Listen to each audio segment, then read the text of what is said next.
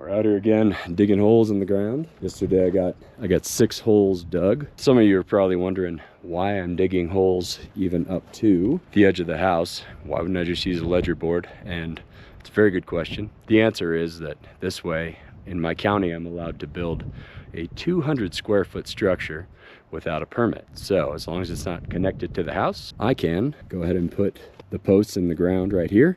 As long as it's not connected to the house and I don't have to deal with the county or get a permit. That's the reasoning. I'd rather dig for 2 whole days than deal with the county. Hey, and welcome back to A Rep Mountain Life, where we adventure, build, and explore. This week we're going to do a permit-free deck build series near the back of my house. I don't say on, I say near very intentionally, because it will not be touching the house itself, keeping it entirely legal and permit-free. Anyways, join us in part 1 as we go along in this series. Concrete's messy.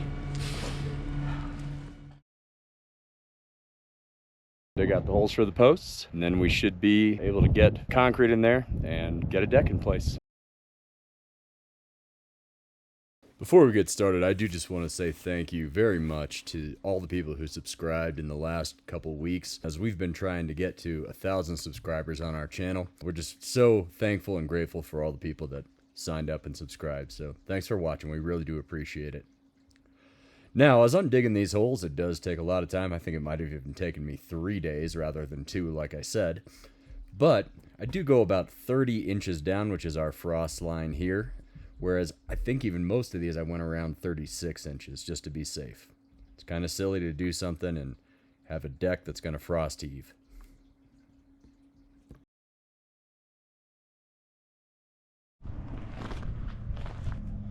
So it's been filled in a little bit, but I've got footers in all of these holes around the house. All of these have gone down at least to our code required frost line, but since I don't need a permit, shouldn't matter anyway. But it's kind of stupid to do something where the frost is going to heave it up. I actually, do things right. Just don't like asking permission for it. I have a bunch of 6x6 treated posts. A lot of you will say, I'm sure, because I've seen it 1,000 times on YouTube, online, all over. But if you'll see here, it's a nice little label that says UC4C. And what that is a pressure treatment rating. Now, this is made for in-ground contact, and it's actually made for wood foundation contact. So when people say the wood's gonna rot off over time, well, yes, it will eventually, and concrete will also break down over time. But UC4C rating is actually made for a foundation. So you're gonna get 40 to 60 years at least out of a UC4C pressure treated post. And the UC4C rating, or UC4B even, can absolutely be used as a foundation for a building. UC4A is what ends up rotting off most of the time. They say, oh, it's gonna rot off. Well, they don't really understand pressure treatment rating, most of them that I've talked to. If you ask people at big box stores, most of the time they do not know that there's even a difference in pressure treated ratings. I'm also going to be coating this in a rubber sealant coating, which will give even more protection. Most of the rot happens with posts right at that ground level where the fungi get into it. So I'm going to bring it up just a little bit more, and I'm going to seal it off just enough so that it's also not going to retain any moisture in there, at least as much as possible. We should have a 40 to 60 year minimum deck here. The reality is it'll probably last a lot longer because we are in a very dry and cool climate condition, as opposed to if you're in the southeast, it's going to rot off a lot faster. It might be more in that 40-year spectrum. All right, join me as we do that. Now, as we always say, this is not a learn something educational channel. This is a what I'm doing channel. So take that with a grain of salt. Again, the 40 to 60 years on the UC4C is the averages that I looked up on the internet, and I have done research in them. That being said, you should do your own research to make sure that that is the correct thing for you. So we've got to get all these set up, and then we'll put the liquid rubber foundation sealant on. So I don't have any official engineered plans for this deck or anything.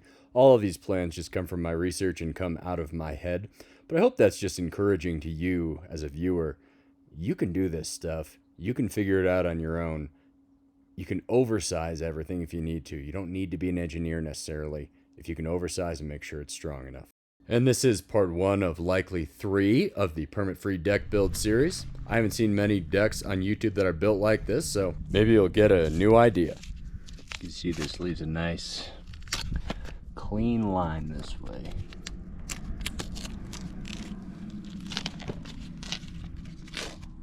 Since some of this will be sticking out of the ground, I'd rather it look fairly nice and uniform. Now, just because you can do it yourself does not mean that it will not take work and effort and sweat. The reality is that I had to handle all of these 12-foot posts, had to figure out exactly where they went, didn't have anyone else to rely on as far as the plans. So it did take a little extra work, a little extra effort. But honestly, that's what I love about this off-grid stuff. That's what I love about this idea of the ability to create and be freeform with everything. It's all on you, and it's really cool.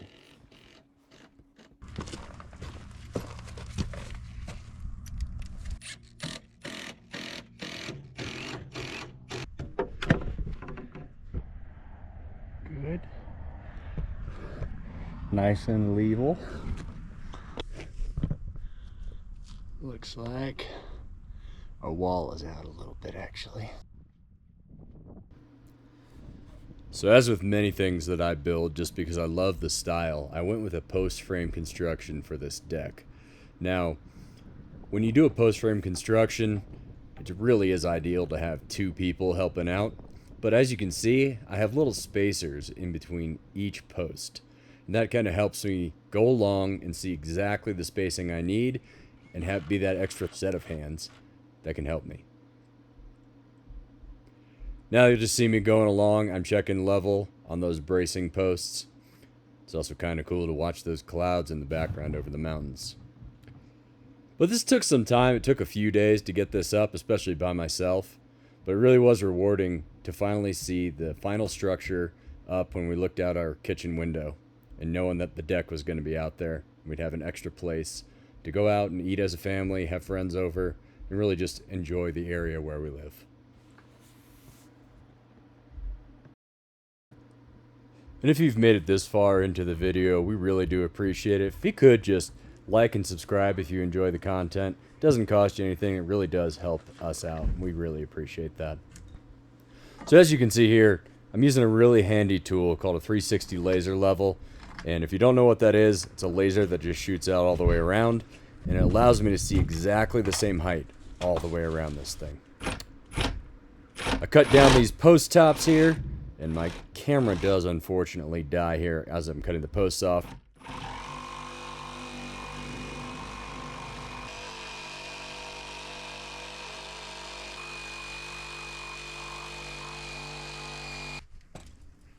So I picked it up again the next day with a fresh battery in my camera. And I was able to cut off all of these posts level to one another. They weren't at their final height exactly, but I got them level to one another, so it was easier to work on the deck. Now, I'm doing a lead-in brace ledger board, so basically I'm carving out notches into these strong 6x6 posts. What that allows then is for the ledger board, or the rim joist, whatever you want to call it, to have all of the joists go and hang off of this really strong connection directly to the 6x6 post. As you can see here, I'm cutting it out with a Sawzall, and then I can put it in that deck ledger board, and it goes in perfectly. I can hang all of my joists from joist hangers on the side. Now there's always a part of a build where you finally start to see the thing come together. And this was kind of that point for me. You started to see the deck really take shape and really come together. It's a really cool moment when you're building something.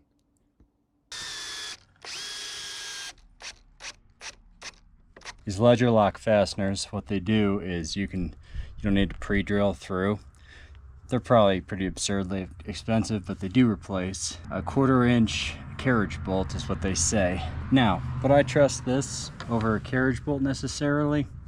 I don't know, maybe not. But in something like this, where I am notching in and doing like a let-in ledger, a rim joist, whatever you want to call it, I absolutely trust it because it locks it in place, as you can see down the line, and it doesn't allow this portion to come out of that little notch that I made. Just one of those cool little things that probably more expensive than they should be, but tell you what, it's a lot faster than drilling through, and especially doing this by myself, it's a lot nicer. Not necessary, but nicer. So what I'm doing now is I've spaced out the exact level line. I did this with a laser, and I marked exactly where the whole deck needs to come up to. Now, I'm not putting a ledger board on here. I'm not attaching it to the house. That's what these posts are going to be for. But what I do need to do is make sure that all my posts are spaced evenly. So the way I'm going to do that is I'm going to put a guiding board up here, so I know exactly which height I need to go to. Then I can put my posts in. I can cut it off exactly at that height. I'll notch everything out, and then we'll have a nice board on the back side that is fully detached from the house, keeping it perfectly legal, and I don't have to deal with permits or anything like that. Since I pre-marked all this, it makes it very easy to hit the next board with no problem, and I'll show you. So I have that one in, bring it up just a bit, and there it is. We hit our level line right there. I can do that all the way down now. So I didn't get this far in because then I have enough leverage to pull the board where I need it to if it's a little out of whack. Perfect. I'll try to make as few holes as I can. Now obviously I'm also working around this propane inlet for the gas. I do have a plan for that. I'll show you later, and I'll connect it with some a little more rigid material, make sure it's nice and held in place. Another thing you'll notice I did is I dropped this quite a bit further under this sliding door. The reason for that being, this is a north-facing deck, and the north-facing aspect, it builds up a lot of snow. I've seen it back here. It's built up wind slabs and stuff in the winter. If you're a skier, you kind of know that term as well. But builds up wind slabs in the winter. So what I'm doing is I'm dropping this down about 9 inches from here, and then with our decking, it should bring us up another about an inch or so. So we should have about an 8-inch step down, which I believe is about the maximum step down you're allowed to have. It works out pretty well. It'll keep snow from just wafting into this area over here throughout the winter, or drifting, not wafting, drifting, wafting, smell. I can't smell. I don't have a sense of smell. It's weird. I got hit in the nose when I was little, and since then, as far as I know, haven't been able to smell. Might have been born without it, who knows. There we go.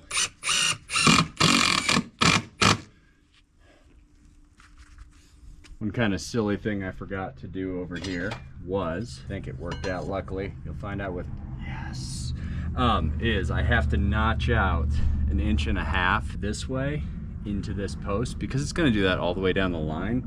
And I want to make sure that the beam, why I can't ledger board, but connected to connected to a post. I can't think of words for some reason. But anyways, the actual beam that all the joists are going to connect to needs to be notched 1.5 inches out all the way down the line.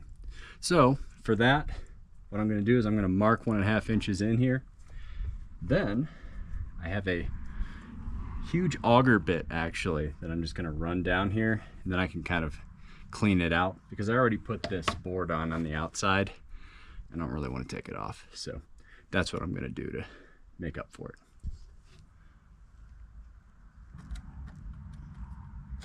That should be the trick.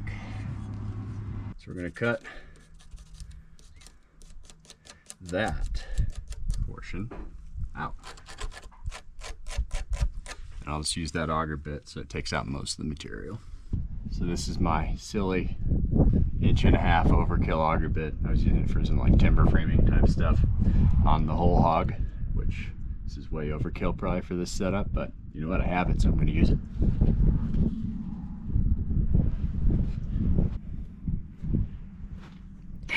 Just to clarify, what I'm doing is notching out the backside just like I did on that front side.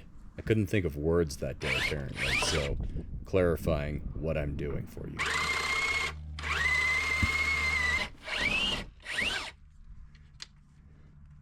Alright, should be able to clear out most of that material now pretty easily.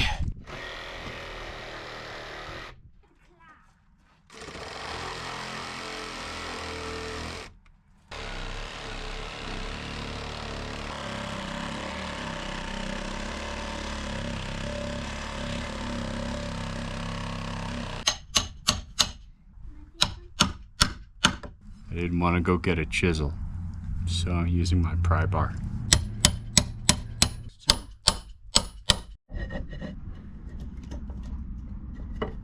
Took a little bit. It's not the prettiest job ever, but it's 1.5 inches out, and that's all I needed to hold, so it'll be covered up by the deck. So I marked off the height that each post needs to be approximately, and this is 40 inches up, and then the first one needs to be 53 inches. And I'm just going to cut these out, and we'll be good to go. Start putting them in. Once again, I really do appreciate you watching, but if you would like to let me know how I'm doing so far, really trying to get better with each video, just let me know down in the comments and any future builds or ideas you'd like to see. Thanks!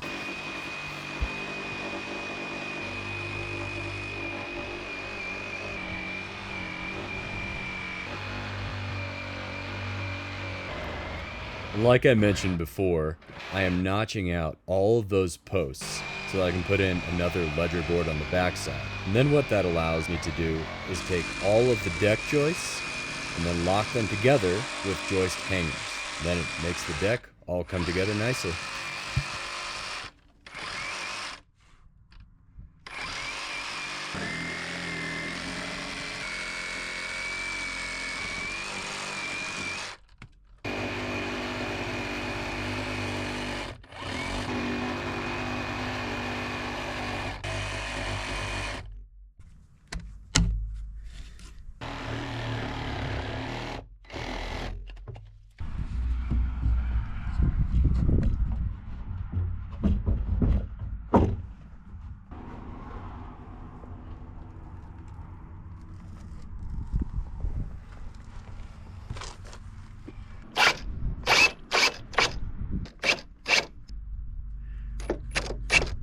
Cap on the back, kind of hard to get to.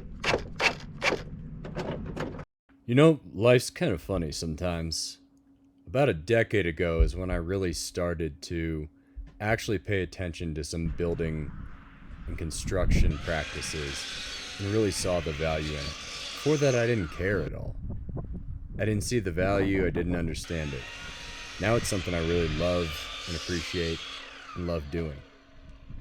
It's just funny how things in life happen like that, where you say, I'm never going to do this, I'm never going to do that, I'm not going to care about this. And then something changes and you see the value in it. You grow up, you mature maybe your interests just change. But either way, that's kind of what happened with me, and I think it happens to kind of all of us. We see something else, that a different pathway or a different way of thinking or viewing or framing something in life. And we go, never really thought of it that way. But it turns out to be something really cool that you never would have even planned on. So I'm putting a Simpson strong tie strapping between this. This still has about 5 inches. Really wouldn't be an issue, but I'm just gonna firm it up a little bit and put this in here. I had to cut out a piece here, so I'm stiffening up this part. Cool. So this is where the floor's gonna go, right? Yeah, the deck's joists go across here. So, yeah, the decking itself will go across this way. Okay.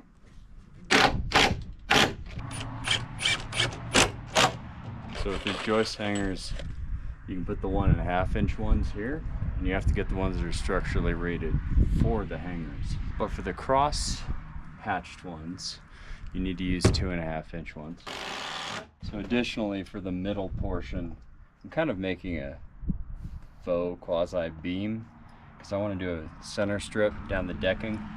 And anyways, what I'm going to do is use these big GRK structural screws and pop them through here, because I won't be able to get a joist hanger on either side of the post. But these are also rated for ledger boards, so everything else will have a joist hanger. This will be fine. I also have 2 other structural screws in here, but I'm going to put one more beefy one in.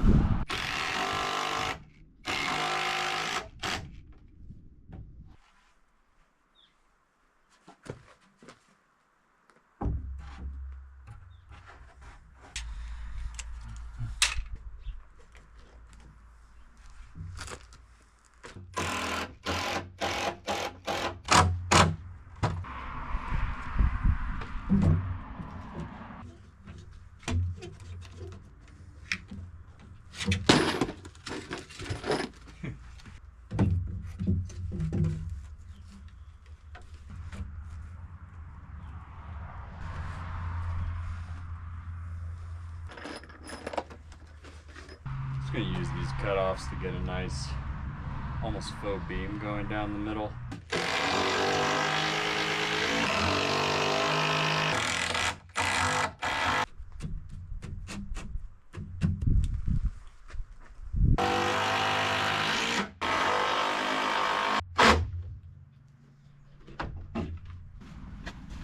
So like I said, I didn't grow up with all this construction stuff in my day-to-day life growing up. So I did figure out and learn that your layout and marking everything out is super, super important. So here's me laying out the joists, marking everything out, and cutting everything ahead of time to get those deck joists in place.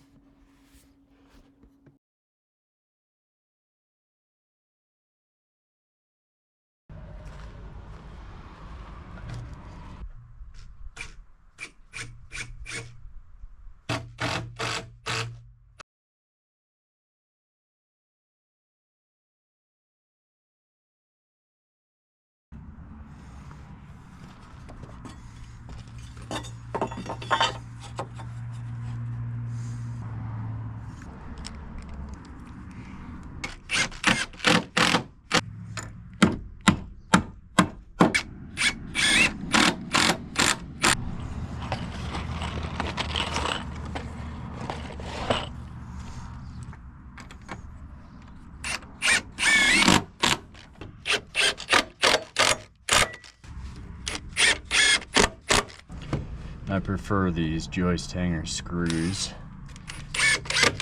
over the nails, even though the nails are much faster. Come in and out easier, and also they have just better holding power in terms of like withdrawal from the wood. At least maybe that's in my head, but that's how it seems to me with the screw.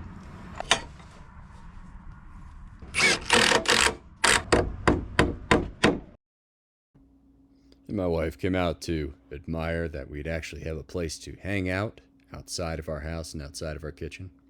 As you can see also, it's really important for that layout. It helps me just space everything out perfectly, especially working by myself and not having someone on either end of the board.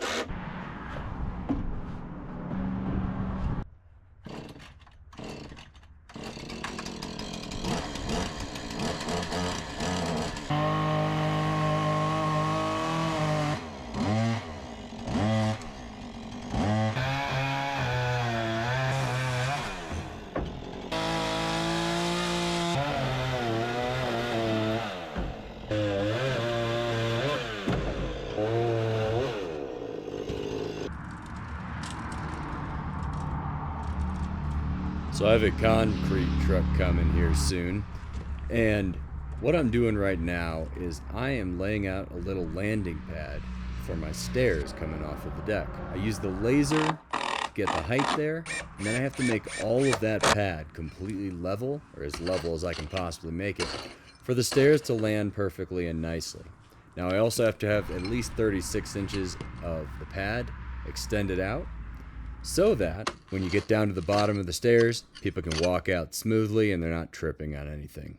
And that's code requirement. Once again, this isn't a permitted deck, but I might as well do it the right way. I just don't like asking someone else's permission to work on my own land. I'm still gonna do it right.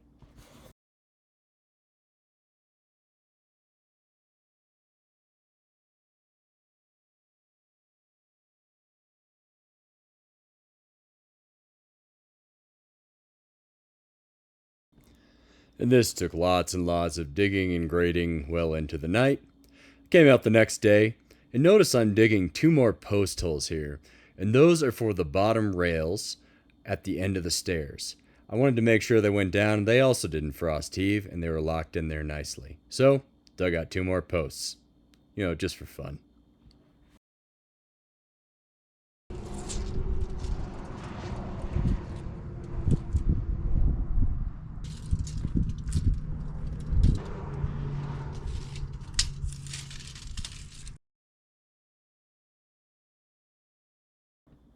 And at this point, I am prepping for the concrete truck to come. So you can see I set up those posts.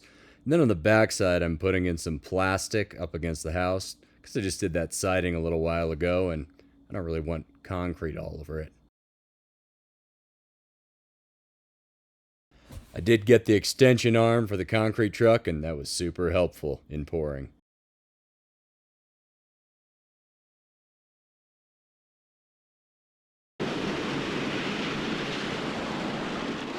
Oh yeah.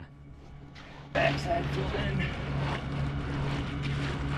Honestly, I have such huge footers on here that I was thinking about just doing gravel. And then I was like, I might as well put in concrete.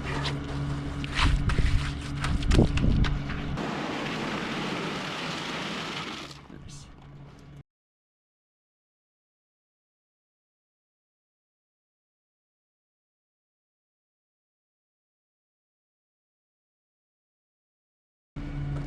Concrete's messy. Nice.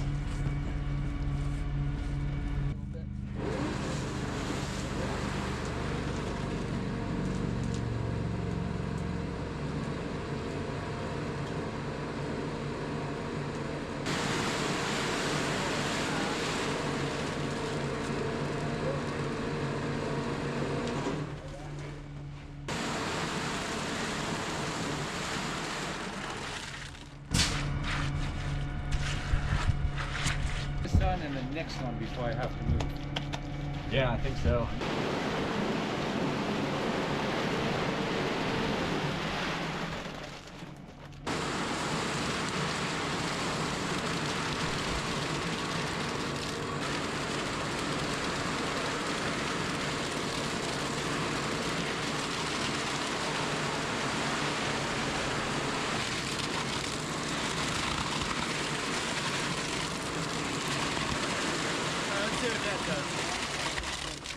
Scrape it out a little bit.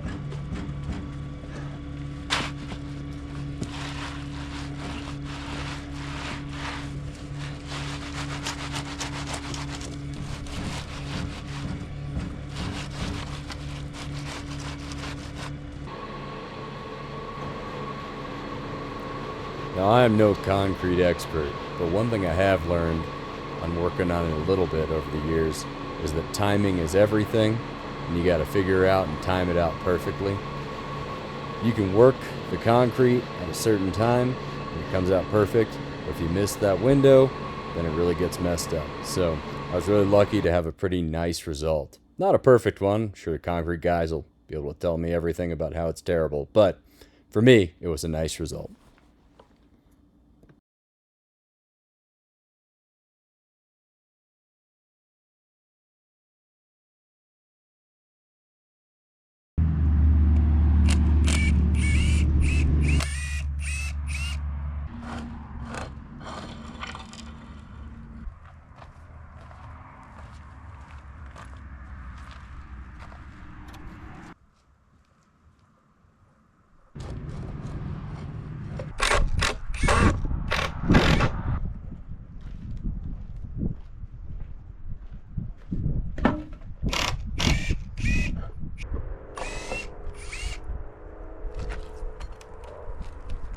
thanks for joining us for part 1 of the permit-free deck build. Go ahead and join us for part 2 coming out here in the next few weeks, where I'll be doing some welding and putting on the decking. Thanks again from Rat Mountain Life. My name's Jordan. We'll see you then.